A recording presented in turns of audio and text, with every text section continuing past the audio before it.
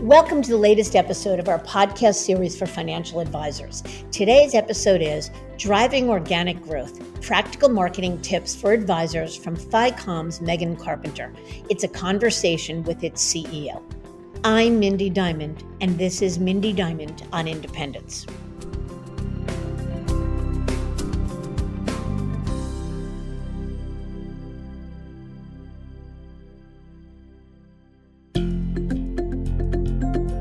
This podcast is available on our website, diamond-consultants.com, as well as Apple Podcasts and other major podcast platforms. If you are not already a subscriber and want to be notified of new show releases, please subscribe right on your favorite podcast platform or on the episode page on our website. For Apple Podcast users, I'd be grateful if you'd give the show a review. Your input helps us to make the series better and alerts other advisors like you who may find the content to be relevant. And while you're at it, if you know others who are considering change or simply looking to learn more about the industry landscape, please feel free to share this episode or the series widely. It was legendary business consultant and author Peter Drucker who said, because it is its purpose to create a customer, any business enterprise has two, and only these two basic functions, marketing and innovation. It's a statement that any successful financial advisor and business owner can relate to, because a growing and sustainable business thrives on attracting new clients and continually engaging current ones. Yet marketing itself can be a Herculean task. It requires strategic planning, creative thinking, and consistent execution of a common purpose and voice. And as even we at Diamond Consultants can attest, it also demands a good dose of patience because achieving desired results can often take some time. That said, there's plenty of valuable advice to be learned, particularly from those who play in this sandbox every day. So in this episode, we welcome Megan Carpenter, CEO of FiComm Partners, an award-winning integrated marketing firm focused on the independent wealth management space, working alongside advisors, advisory firms, and wealth management platforms at every stage of their growth. She and Lewis Diamond take a step back to get a sense of how marketing has changed over recent years and its impact on organic growth. Meg discusses the importance of a clearly defined value proposition and brand. Plus, she shares how the most successful advisors, RIAs, and platforms are achieving great organic growth through marketing and much more. It's a hot topic with lots to talk about, so let's get to it.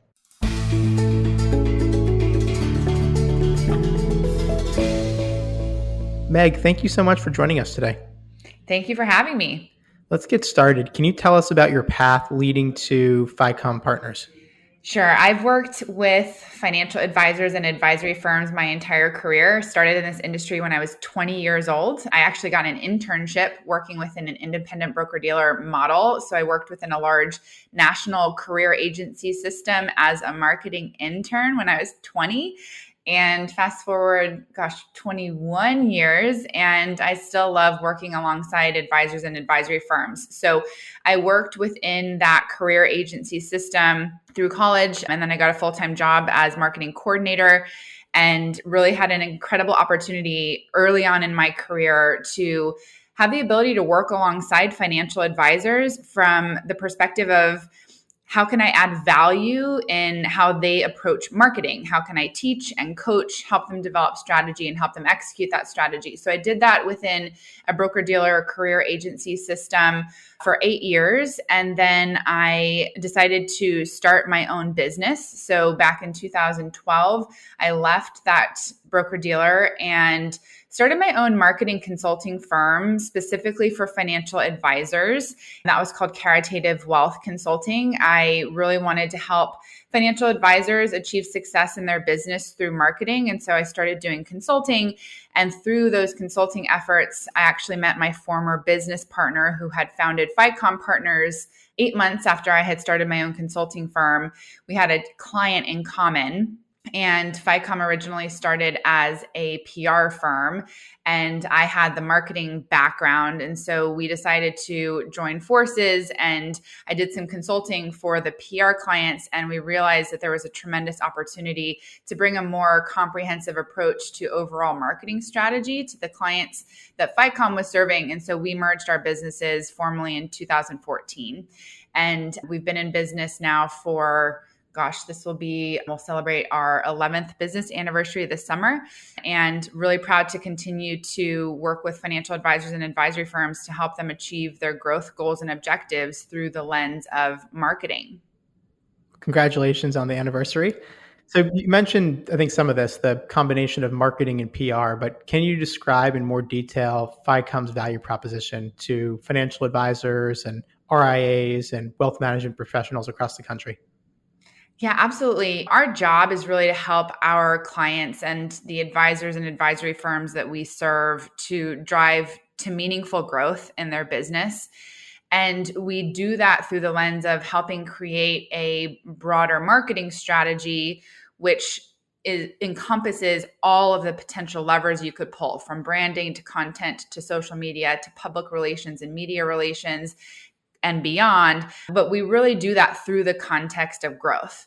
So understanding our clients' business goals and objectives, their vision, their values, and where they see the business going, and then being able to align a marketing strategy that aligns to those business goals.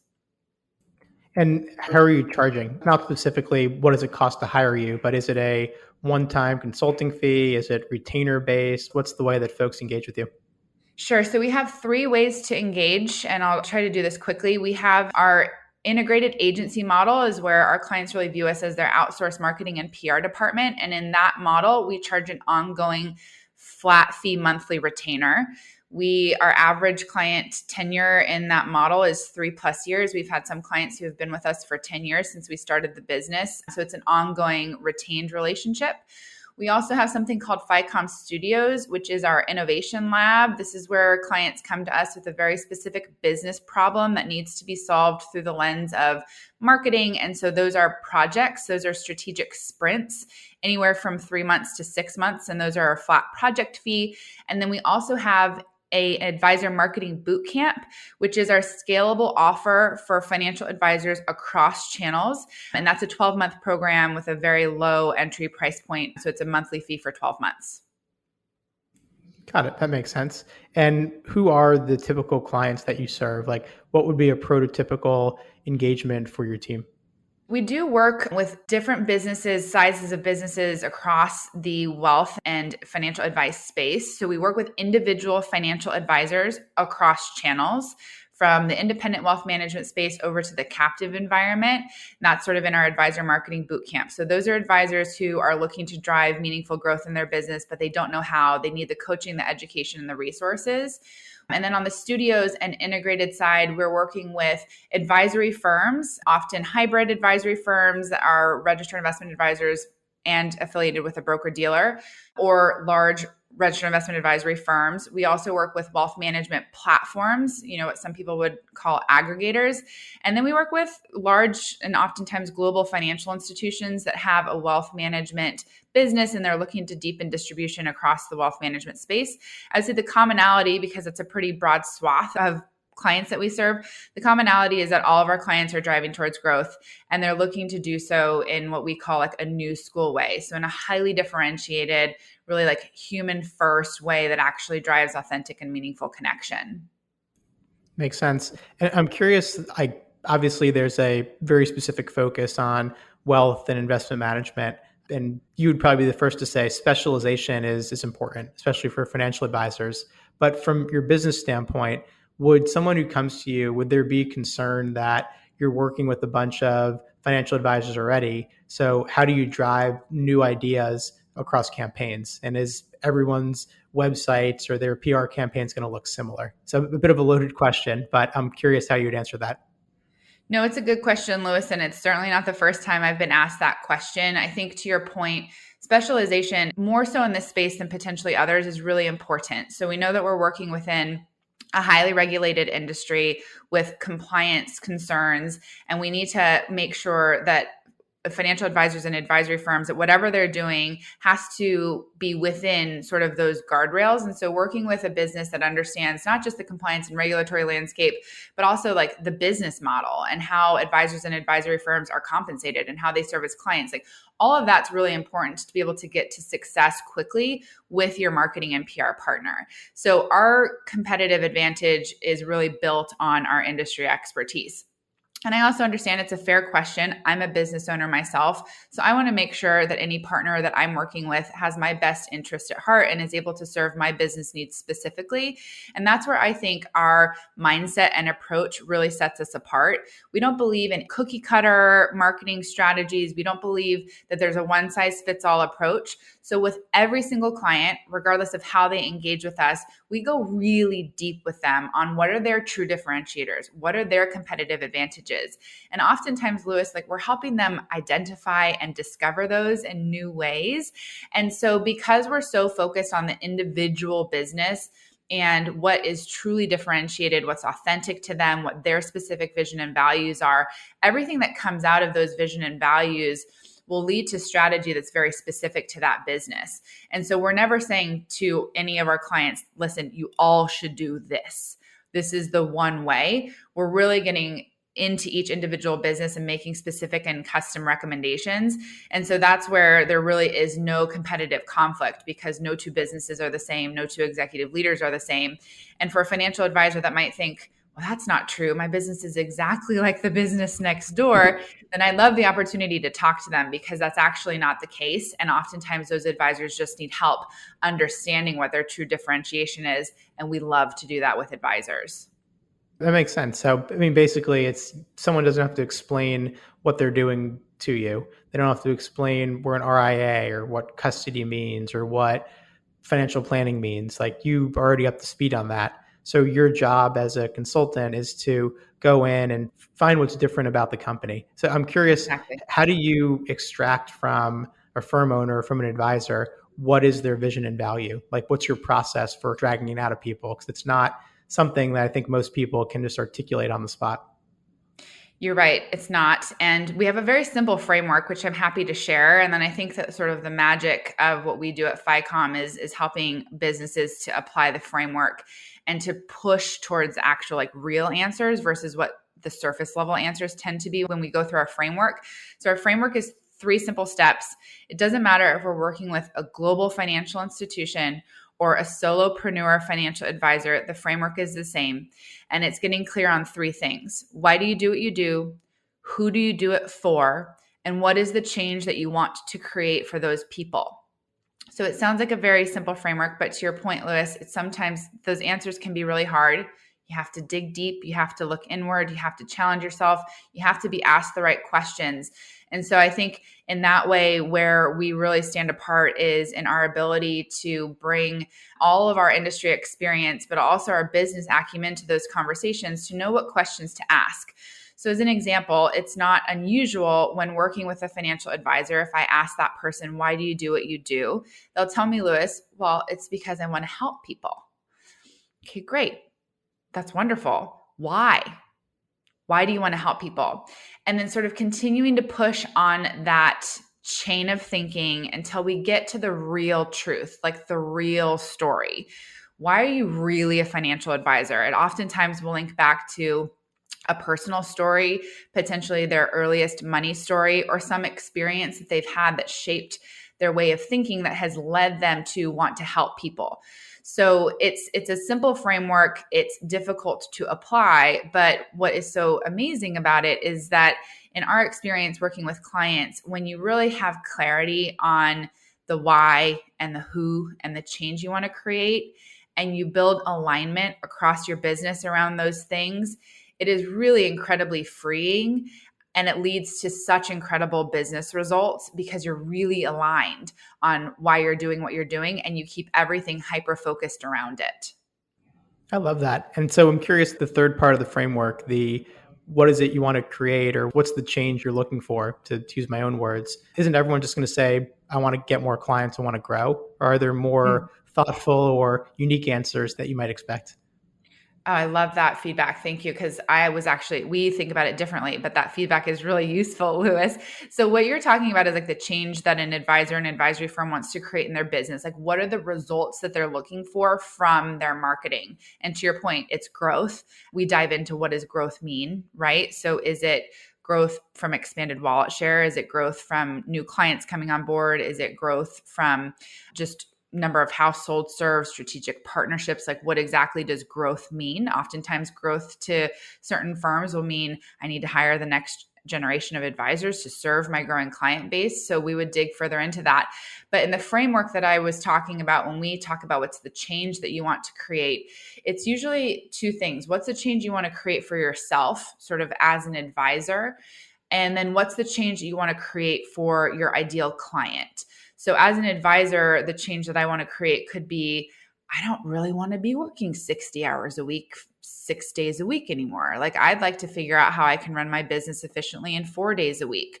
Or the change that I want to create is, I don't want to have so much reliance on me as the solo rainmaker in the business. It's too much pressure and it's not sustainable. So I want to create the change where that reliance isn't totally on me. So we dig into what's the change personally that the advisor wants for themselves, in addition, of course, to the business growth goals, which you pointed out, which are super important. But then on the client side, the change that it's the change that they want to create for the clients that they serve. So a really basic example would be if a financial advisor was working with women who were formerly not the primary decision maker as it related to household finances, but suddenly find themselves the primary decision maker. The change that an advisor who serves that type of client could say, I want to change from my client's mindset of feeling terrified that they've never done this before and they don't even know where to start. And I want to change that to feeling confident, clear, and empowered on their financial decisions. And the reason that that piece of the framework is so important, because if you're not creating the change that you seek to create, then your marketing isn't working. And so everything needs to be aligned around your why, your who, and that change, so that you have something to look back to and say, am I creating that change? I love that. And we see it in a similar way. We take advisor clients through a self-assessment or kind of self-discovery process. And we're firm believers that if you don't begin with the end in mind or really approach the process strategically, that the tail begins to wag the dog. And then you don't really know what you're solving for. So I'm with you there. Let's talk about growth, though. I think that's why most advisors probably listen to this show. And I would posit that most advisors are interested in growth in some capacity. But really, it's organic growth, I would say, is a major topic today for advisors. We read about in the M&A space how firms that can help unlock organic growth are winning and multiples are reserved for practices that can grow faster. So I'm curious, from your standpoint, what do you think has changed in recent years that has led to this hyper-focus on organic growth across the industry? Lewis, you're absolutely right that what we hear most about growth is that inorganic growth, because M&A has been such a hot topic and we've been riding this incredible wave for the last decade. And I think when you flip over and you sort of take M&A out of the equation and you look beneath that, and from an organic perspective, what's actually driving growth, I think what's changed in recent years, there's a few things. One, we have an aging industry, both in terms of advisors and the clients that they serve. So we're an aging industry. We're largely serving baby boomers, and baby boomers are moving from the accumulation phase of wealth into decumulation. We also have referrals are under pressure because there's a lot of CPA businesses and other professional partners that are racing to enter the wealth management space. We are in a more volatile market climate, and consumer buying behavior has changed. So the way that consumers interact with people that they buy products from, services, vendors, professional services, the way that they approach brands today has really changed. That consumer buying behavior has also led to sort of this climate that we're operating in today, which is it's hard to grow. And I think so many businesses have been focused on inorganic growth and M&A sort of at the larger level that some of the growth numbers have been skewed. But if you take that out of the equation and you look at the advisor who hasn't been focused on inorganic growth, they've been doing really good work. They've been serving their clients have been giving them referrals. And it's been, prior to last year, a really strong bull market, the growth hasn't felt that challenging. But because of all those things, the aging industry, the types of clients that we serve, referrals being under pressure, and the volatile market, it's harder to achieve organic growth.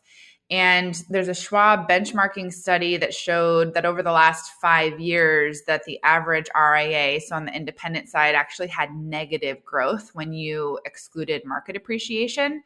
So it's not just anecdotal. I mean, the data exists that organic growth is on the decline and is something that is most top of mind for every advisor and advisory firm that we speak to. Wow. So it sounds like for many, what got them here isn't going to get them to the next stop along the journey. And that because of the challenges you mentioned, that it sounds like unless you're intentional about organic growth or probably take control over it. And that's probably where you guys come in. It's going to be much harder to keep up the same growth rates that you had in many years prior because of the 4 headwinds that you mentioned. Is that accurate? That's absolutely right, Louis. Very interesting.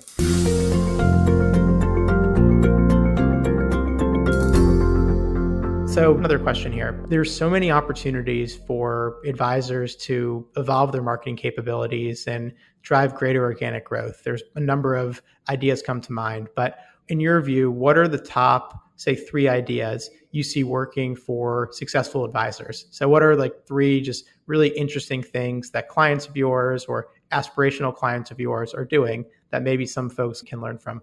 You just hit number 1 directly in your former sort of response, which is the first thing I would say that we're seeing from successful advisors and advisor firms that are doing marketing really well and achieving extraordinary growth far beyond what industry averages show is that they view and see and engage with marketing as a really integral part of their business strategy.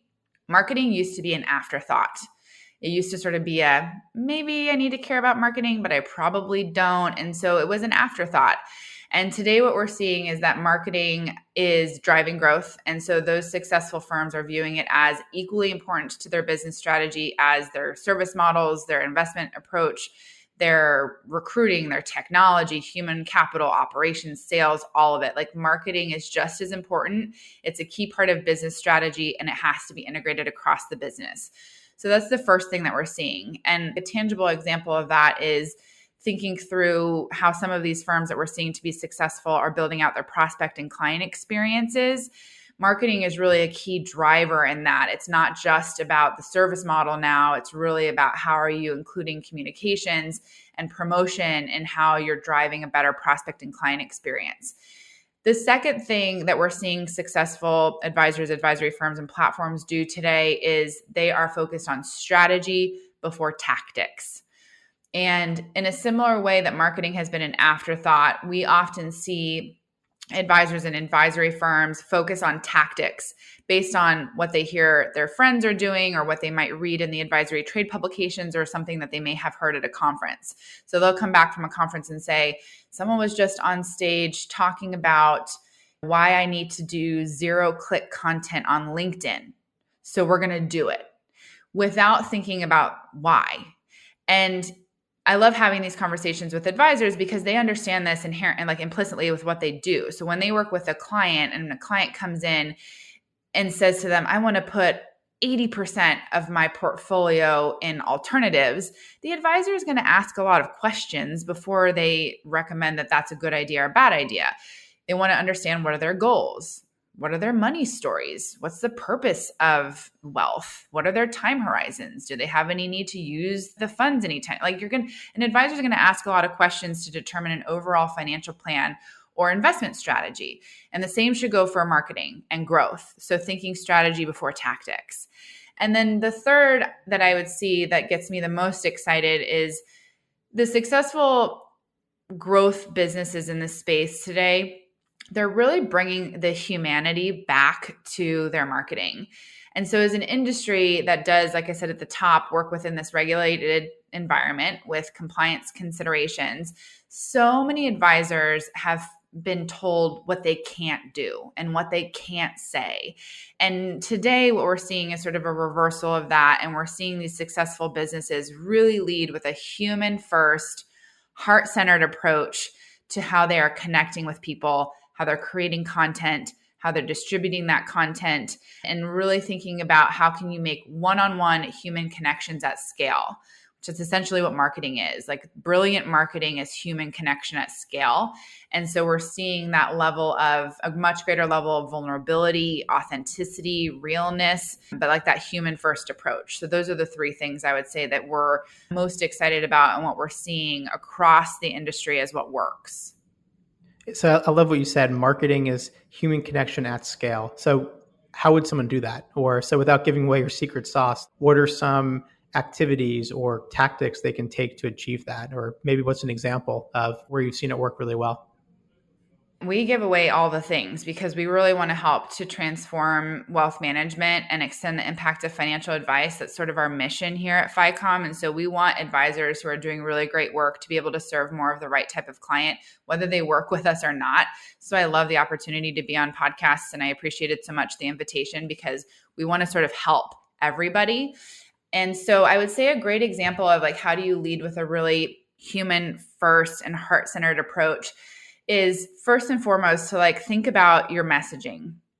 So generally speaking, when we go to an advisor or an advisory firm's website, which is sort of your digital storefront, and everybody validates online, all consumers do. It doesn't matter what age, it doesn't matter what income bracket or what net worth level, everybody validates online today. So think of your website as your digital storefront. If I land on your website and what I read is this firm provides comprehensive financial planning, investment management, estate planning to individuals, families, and businesses, how am I supposed to connect to that? How am I supposed to know immediately within the first 7 seconds that I'm on your website, which is my attention span when I land on your homepage? How am I supposed to know that you're for me? How am I supposed to have an immediate connection with you? How am I supposed to be compelled to read further, and even better, be compelled to engage in some way, whether that's even just reading a piece of content or listening to an audio clip or looking at a survey that you may have published. So when you say you do all things for all people, you essentially are saying that you do nothing for no one. And so when we talk about leading with that human first approach, that's why we go back to the framework, because we want you to get really clear on why you do what you do and who you do it for, and then lead all of your marketing efforts with that. So an example that I could share, and I'll just share from a recent conversation that I had with an advisor that we were taking through this framework. When I asked him why he did what he did, the first thing that he said was, I want to help people to accumulate wealth. Okay, great. Why is that important to you? We went through probably a 20 or 30 minute exercise. And what we learned at the end of the exercise, and I'm sure this advisor was uncomfortable in part of the exercise. Like I was pushing for vulnerability. I was pushing him to look inward. I was pushing him to go deep. But what we finally got to was that this gentleman grew up in a lower middle class neighborhood where he had everything that he needed. He was surrounded by love. It was a safe place. He had great education. And he also saw, because he was in a lower to middle income class, that there were limited opportunities because so much of the money story was around living 1 month to the next, paying your bills 1 month to the next. So there was little freedom. And then what he observed as he sort of grew up and expanded his horizons and went to school was that wealth generated so many more opportunities. It didn't drive more happiness, but it generated more opportunities for people. And he wanted to let others know that those opportunities existed. So because of how he grew up and sort of how he lived, he wanted others to feel the same way. He wanted them to know what expanded horizons look like. And so there's a big difference between him saying, I want to help people generate wealth, to saying, because of my own personal experience and what I've experienced and the freedom that wealth creates, I want to do the same for others. So you can tell that there's just like a much more human opportunity to connect when you're telling that type of story. And so that's just one example of the hundreds that I could share of just getting really clear on, why do you actually do what you do? How does that relate to the type of client that you want to serve? And then how are you going to help those people create the change that you seek to help them create? Yeah, I agree. That's a great story. So I'm curious, what sorts of activities does marketing encompass? Or put another way, when a client engages with FiComm, what are the tactics that you're rolling out to assist them? I get that it's the strategy and whatnot, but on what venues is marketing seen, and what are maybe some examples or just some areas that you'll help an advisor on the marketing side? Yeah, if we define marketing as human connection at scale, then we want to think about what are all of the potential touch points that somebody has to interact with me, my business, and my brand. And I want to make sure that I'm in all of those places. So when someone is seeking my services, that I can be found. And so marketing, it's evolved quite a bit. And we used to have really clearly defined silos for marketing, for public relations, for comms, for sales. And over the last several years, they've really started to blend together. And so when we think about marketing, we think about it across channel, and we also think about it across business. So we're thinking about, like you said, the strategy, the messaging, but then where can an advisor meet their ideal client, where their ideal client is at? That could be totally digital. So that could be through interacting with your website, social media, video, so something like YouTube, podcasts, so something like Apple Podcasts, email nurture, online newsletters, interacting with digital media properties in an earned media capacity. But so it could be fully digital that your client is seeking out information. It could still be sort of in that in-person way. So it could be in-person events. It could be workshops. It could be community involvement. So it really is all of the things. And when we engage with clients, we look across all of the potential levers that could be pulled at any given time. And it's our job to make sure that we're pulling the right lever at the right time. But at FiComm, we call ourselves sort of an integrated firm because we integrate all of the disciplines, and we have all of the expertise in-house to be able to execute against that. And so at any given time, we're doing all of those things, but only what works for the individual client and not what works we don't think that there's one thing that works for everyone. That makes sense.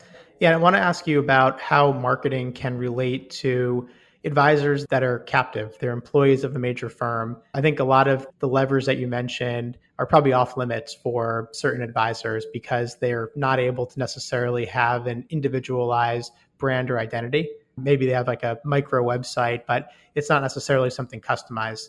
But I'm curious from your standpoint, how can an advisor's personal brand support their marketing and growth activities? And is this concept only relevant to advisors who run their own independent business, or can it apply as well to advisors that work for a larger parent company?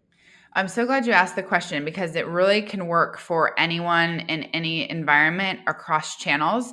And to your point, when you're working in sort of a captive employee model and you have limitations around how you can show up and how you can market, there's different considerations and constraints. But the truth is, every business has constraints. Every advisor has constraints. So it's really about how do you approach those constraints and alleviate those constraints. And so I think there are some benefits to working in a model where you have a nationally recognized brand and you have really sophisticated internal support. You've got great content that's being generated by your research and analytics team. You have access to world-renowned portfolio strategists who are giving you content. So there's a lot of benefits to working in that more captive model. And we're seeing that model really grow and evolve their marketing capabilities in exciting ways. So I recently wrote an article about Merrill's Video Pro, which is a new platform, a proprietary platform that they built for their advisors to be able to leverage video. We love video because it's an amazing way to create human connection in a scalable way. So in those ways, there's a lot of benefits to being in that type of environment. And so the constraint is, how do I, to your point, Lewis, like how do I leverage my personal brand in a way that feels cohesive to this corporate brand that I am carrying the card for? And so I think that personal branding cuts across all channels. And what's most important about your personal brand is that it really, to get back to that framework, like you are who you are. You believe what you believe. You have worldviews and opinions and perspectives. And so what you want to do when thinking about building your personal brand, whether you're part of a captive environment or your personal brand is also your business brand, is you want to make sure that you're showing up in a way that's really authentic. So I'll just use Merrill Lynch as an example because I talked about Merrill's Video Pro platform. So if I'm a Merrill Lynch advisor, I don't have my own website. I have a small microsite that may have limited functionality. But what I do have on my site, I want to make sure that it feels very real to who I am. So maybe on my microsite, I don't need to talk about the credibility of Merrill Lynch, the heritage of the firm, the depth of the capabilities, because people know that about Merrill Lynch. That's why they might want to work with Merrill Lynch. So on my microsite, what I want to do is I want to show up in a way that allows people to connect with me immediately and allows people to see and feel that I can serve them better than anyone else because of what I believe and how that aligns with their beliefs. And so personal branding does support across channel. It's sort of just in how does that show up and how do I work through constraints based upon the model that I'm in. That's sage advice because a lot of folks, they're very well served where they are. They're not looking to break away and enter the independent space. But of course, they want to show up authentically and have a connection with the client. So I think that's the point is you can do it. You just got to live within the constraints that you have. And for some, those constraints become too much. The shackles are too tight and they might be candidates to break away for a more freeing model. But for others, it's just the right amount of constraints. They like the fact there's compliance and they can still get their message across in a way that's true to them while staying true to their company's policies. So I think that's a really, really great point. I want to pivot the conversation to what I would, in my opinion, would view as we'll say maybe the three most top of mind ways that a marketing message can get out, aside from someone's website: video, social media, and proactive email marketing. So maybe we'll take each of those three categories and just double click. So let's start off with video. So like you mentioned, video is a great tool to create human connection at scale. So how do you see advisors using video as part of their organic growth strategy? And maybe what topics are the most effective that you're seeing clients use in order to reach their clients at scale? We love video just like you do. We have a video workshop where we help advisors get really comfortable and clear on camera and figure out how they can use video across their prospecting client experience, because video really can be used like far beyond what you would consider marketing. And you can create a lot of scale in your business by using video for routine tasks or allowing your administrative team to create video for routine questions that are frequently asked. So there's really amazing things that can be done with video, and it doesn't have to be high production value. It doesn't have to cost a lot of money. There are a lot of really amazing ways to DIY your video skills in a way that will drive incredible results. I'll just give you a few examples of where we're seeing video like totally transform advisors' success.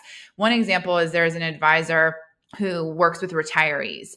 And so they're boomers, they're already retired, and that's his sweet spot. And so his goal is to really help them leverage their wealth through retirement in the way that they specifically want to.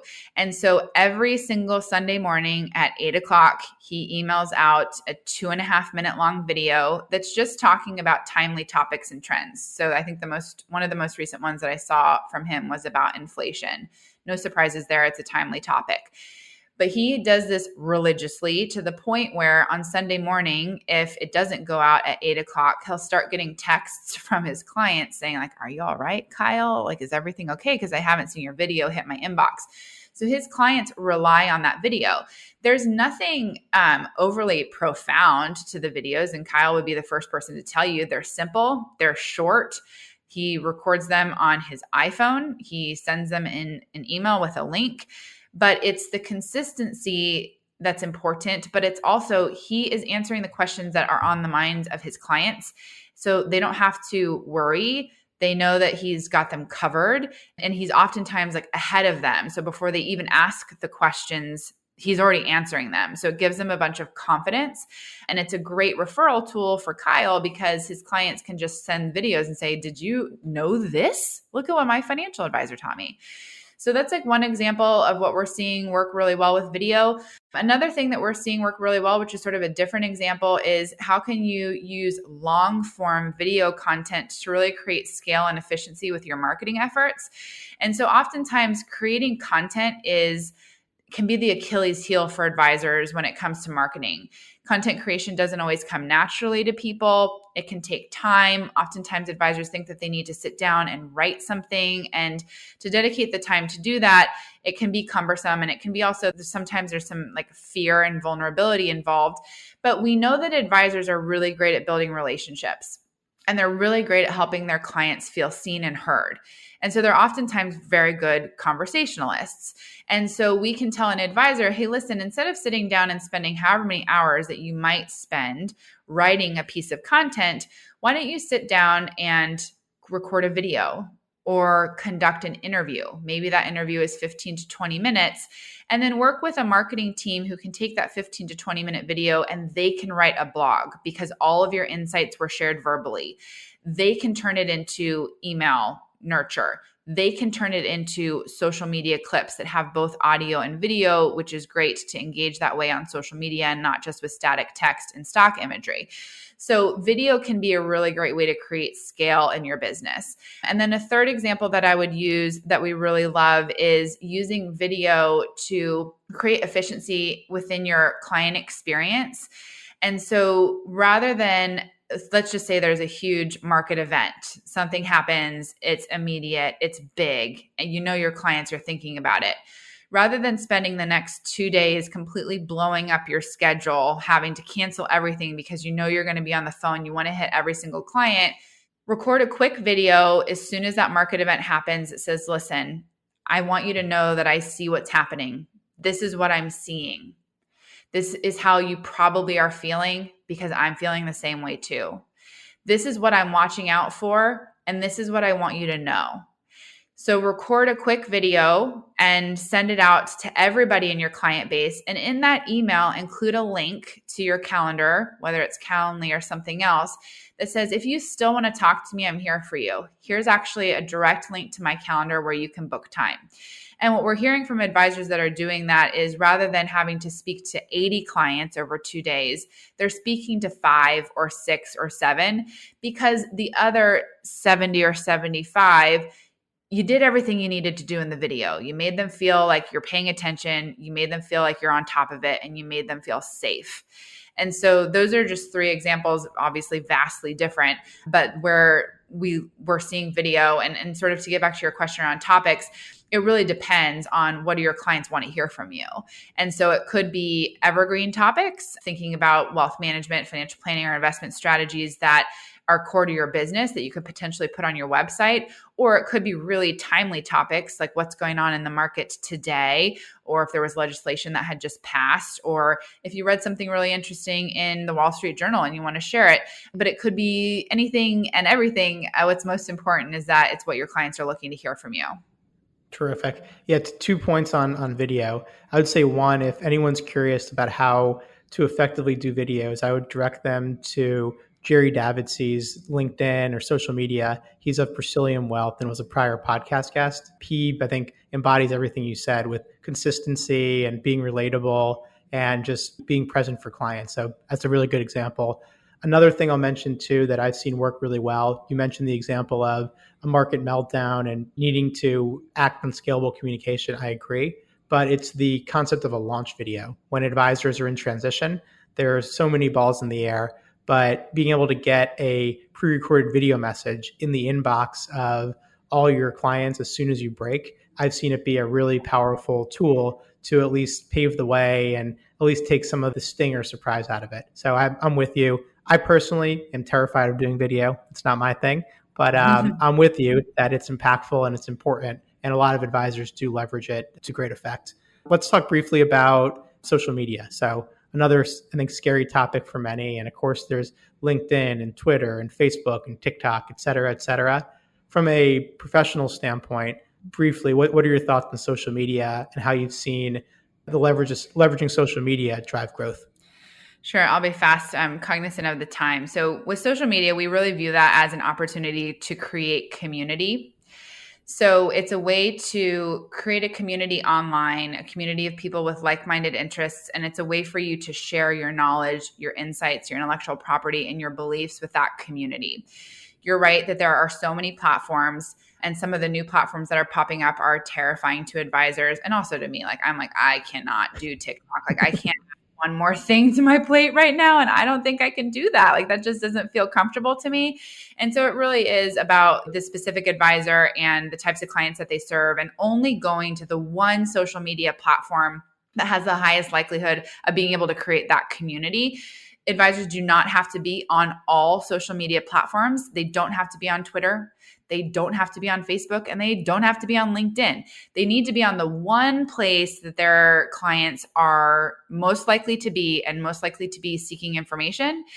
And I would say that another thing about social media that is really important is the consistency of content, but really also the consistency of engagement. So when you're creating a community, it can't be a one-way conversation. It has to be a two-way conversation. So social media is not just about you sharing your news or you sharing your ideas. That's obviously a part of it, but it's also about engaging with people, congratulating them on their successes. If they're sharing stories, engaging with those stories. Go beyond just liking or favoriting something and really add a comment, engage, or take something that you see on social media and take it offline with a follow-up email or a follow-up phone call.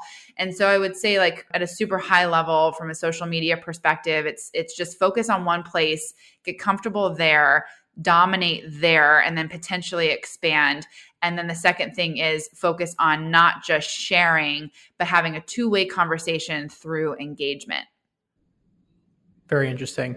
I'm sure there's some folks that serve a Gen Z community and they hear, you're saying I have to be on TikTok now. So I'm sorry, but it seems like that is the right recommendation. You got to be where your clients are. Maybe it is TikTok. We're seeing a lot of success with certain advisors on TikTok. We're seeing a lot of success with advisors on YouTube, which is another platform, Pinterest, Reddit. It can become really overwhelming because there are so many things. And so that's why I try to not be the industry consultant that says you should do this, because it may not work and then advisors get overwhelmed.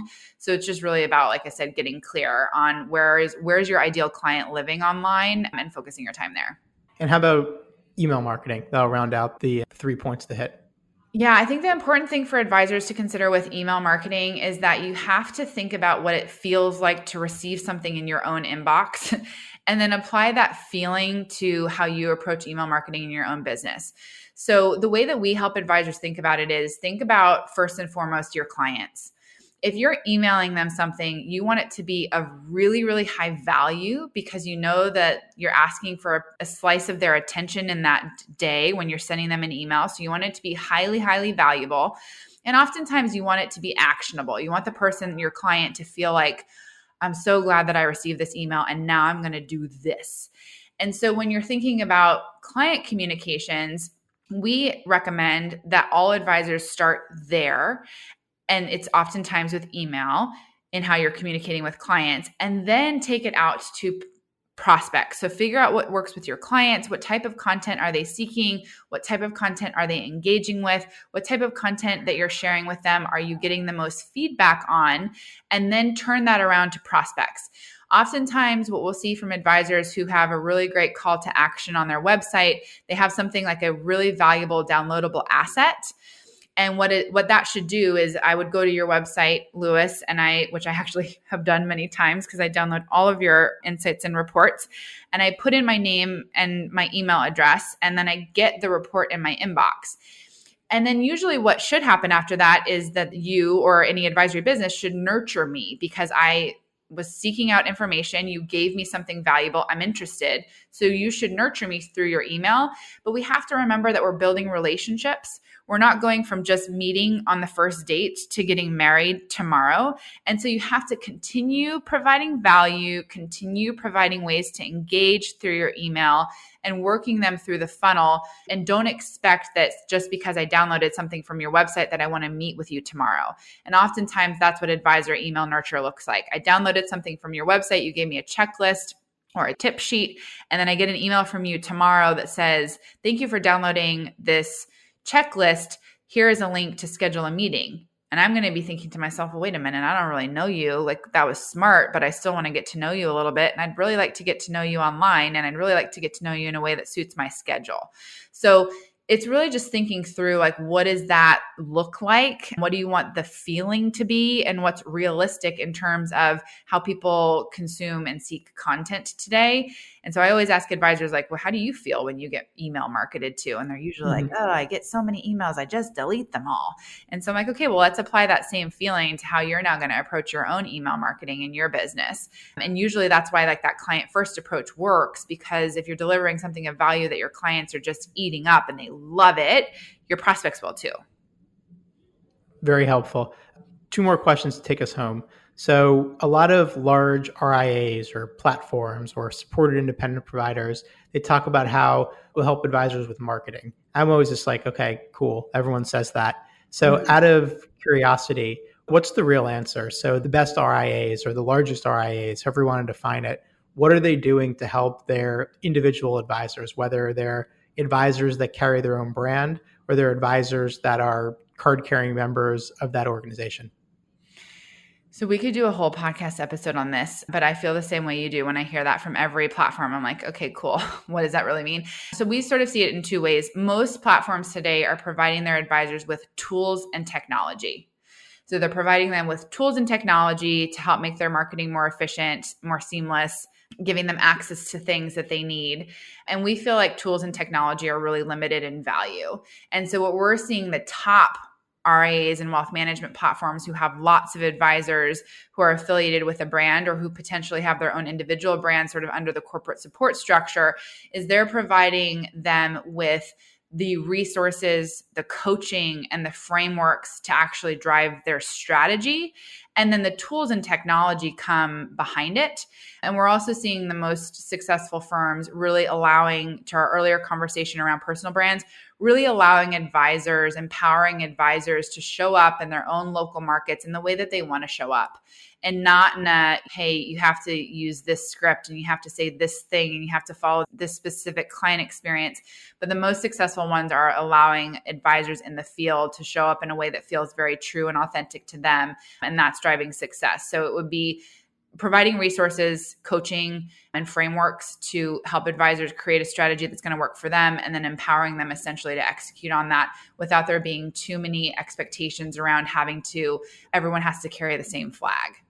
Yeah, it seems like the missing link for, I guess, the difference between everyone says they help with marketing to actually adding value on the marketing side is that the coaching and consulting segment. That seems to be the big difference maker. It's access to folks like you or someone with a similar role who can really help drive the strategy and the implementation. It's not just, here's a platform you can use to schedule your LinkedIn posts. It's much more about creating the human connection and creating something that works and is battle tested.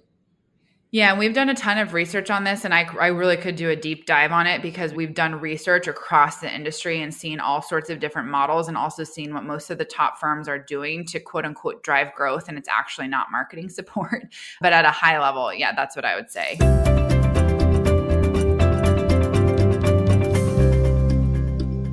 And to take us home, what are 2 or 3 key takeaways that you want to leave advisors with? I've written down probably 10 to 15 that you've given me. But just to round it out, what are some actionable items or takeaways you want to share with the audience?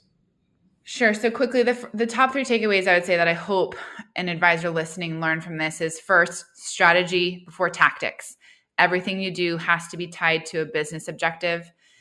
Second, don't follow the crowd. Don't try to be all things to all people. Be real, be you. Don't worry about what other people are doing. Just focus, get really clear and really focused on what's going to work for you, the clients that you serve, and the prospects that you want to serve.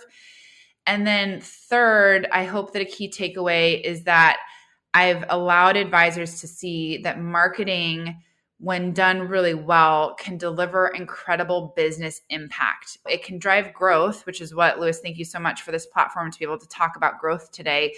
But it also drives alignment. It drives fulfillment. It drives all of your client communications, client experience, prospect experience. It drives referrals. It drives scale. And so I hope that people will move forward from listening to this conversation thinking that there's tremendous opportunity ahead to have great business impact through the lens of marketing. Fantastic, Megan. Thank you so much for taking the time today, giving us some of the secrets that you have. And hopefully this gives advisors confidence to get out there and market yourself, differentiate yourself. But I think to realize that it doesn't have to be overwhelming. There's professionals like you to help. And even if you just take one of these tactics and use it, it's better than what you're doing yesterday. So thank you so much for coming on and sharing your wisdom. And I would like to take you up on doing a deeper dive on effective marketing tactics for advisors, because I think there's a lot more to learn. Thanks so much, Louis. Thank you for your very insightful questions. This was a fun interview, and I appreciate the opportunity. And thank you to everyone listening.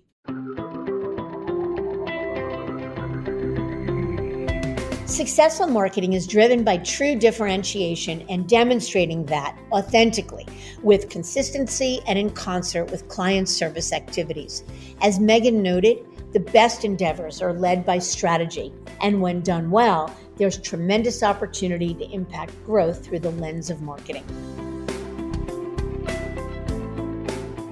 I thank you for listening, and I encourage you to visit our website, diamond-consultants.com, and click on the Tools and Resources link for valuable content. You'll also find a link to subscribe for regular updates to the series. And if you're not a recipient of our weekly email, Perspectives for Advisors, click on the articles link to browse recent topics. These written pieces are an ideal way of staying informed about what's going on in the wealth management space without expending the energy that full-on exploration requires.